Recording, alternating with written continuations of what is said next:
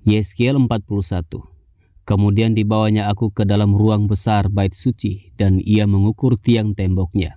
Yang sebelah sini 6 hasta tebalnya, dan yang sebelah sana 6 hasta juga. Lebar pintu itu adalah 10 hasta, dan lebar dinding sampingnya adalah 5 hasta sebelah sini dan 5 hasta sebelah sana. Panjang ruang besar diukur juga 40 hasta dan lebarnya 20 hasta. Lalu ia sampai ke ruang dalam. Ia mengukur tiang temboknya, tebalnya 2 hasta, dan lebar pintu sendiri 6 hasta, dan lebar dinding sampingnya 7 hasta sebelah sini dan 7 hasta sebelah sana.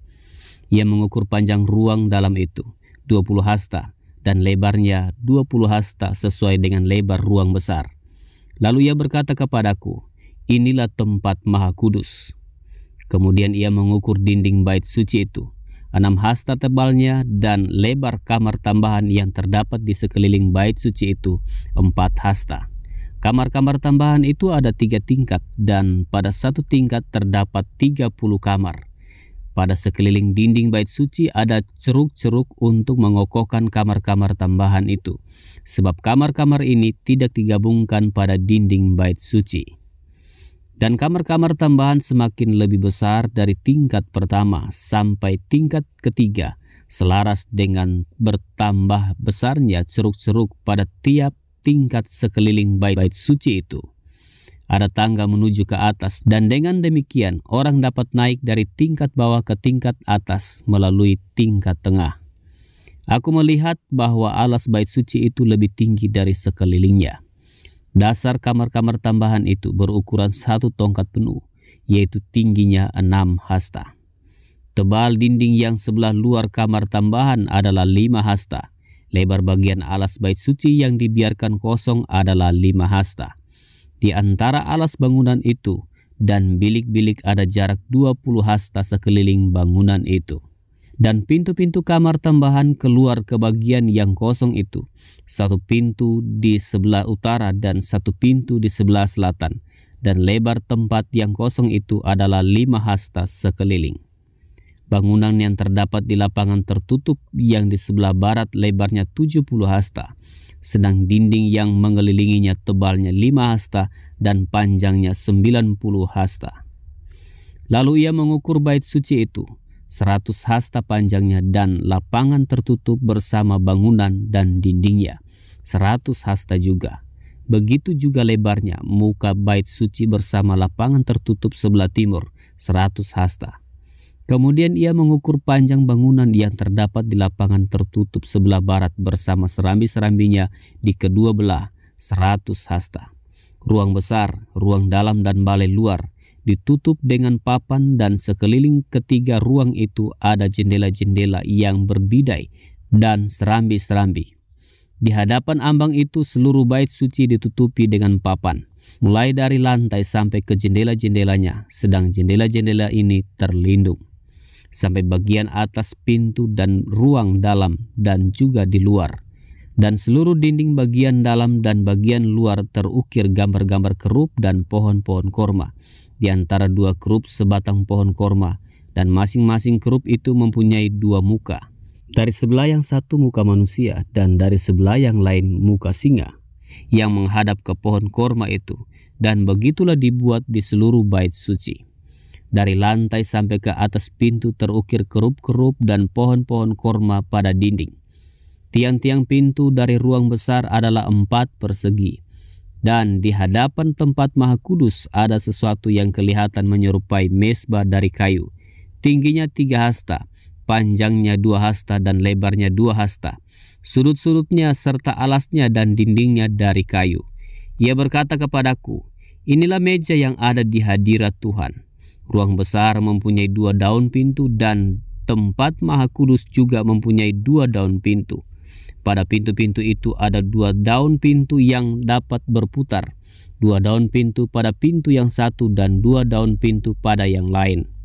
Pada pintu-pintu ini juga, yaitu pintu-pintu ruang besar, terukir kerup-kerup dan pohon-pohon kurma, seperti pada dinding-dinding.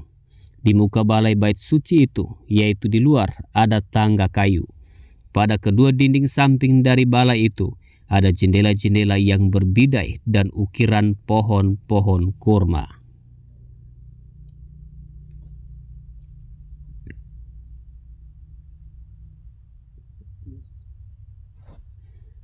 Yeskiel pasal 42. Bilik-bilik untuk imam-imam. Lalu diiringnya aku ke pelataran luar bagian utara, dan dibawanya aku ke bilik-bilik sebelah utara yang berhadapan dengan lapangan tertutup dan berhadapan dengan bangunan yang di ujung barat. Panjang bangunan bilik-bilik itu di sebelah utara ialah 100 hasta dan lebarnya 50 hasta.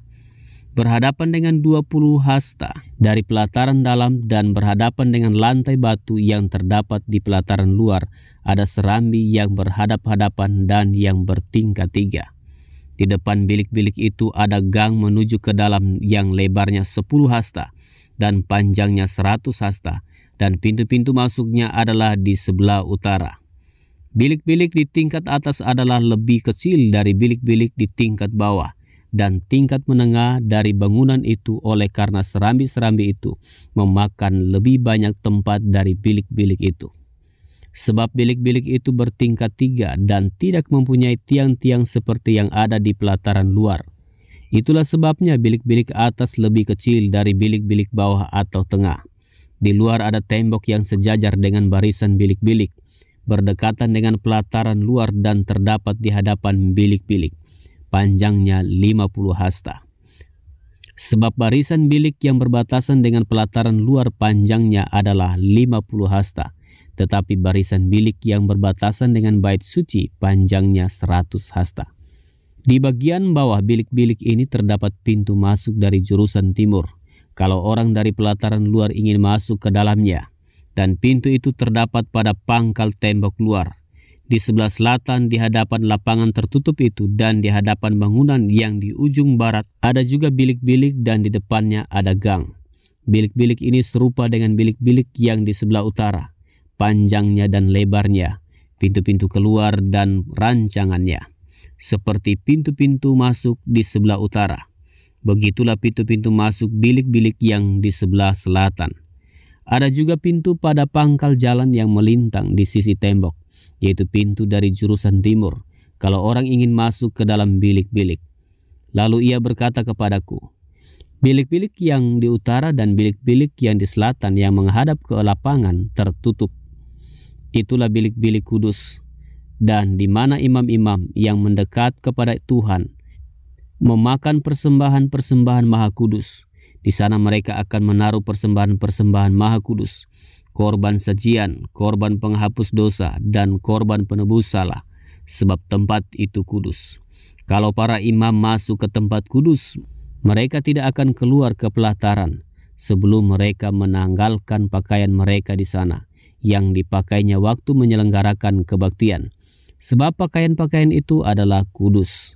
Mereka harus memakai pakaian yang lain, barulah mereka boleh datang ke tempat umat Tuhan. Ukuran-ukuran lingkungan bait suci. Sesudah selesai dengan mengukur seluruh bangunan dalam itu, ia mengiring aku menuju pintu gerbang yang menghadap ke sebelah timur, lalu mengukur sekeliling lingkungan bait suci itu. Ia mengukur sisi timur dengan tongkat pengukur, 500 hasta menurut tongkat pengukur. Lalu ia berputar dan mengukur sisi utara, 500 hasta menurut tongkat pengukur. Ia berputar lagi ke sisi selatan dan mengukurnya, 500 hasta menurut tongkat pengukur.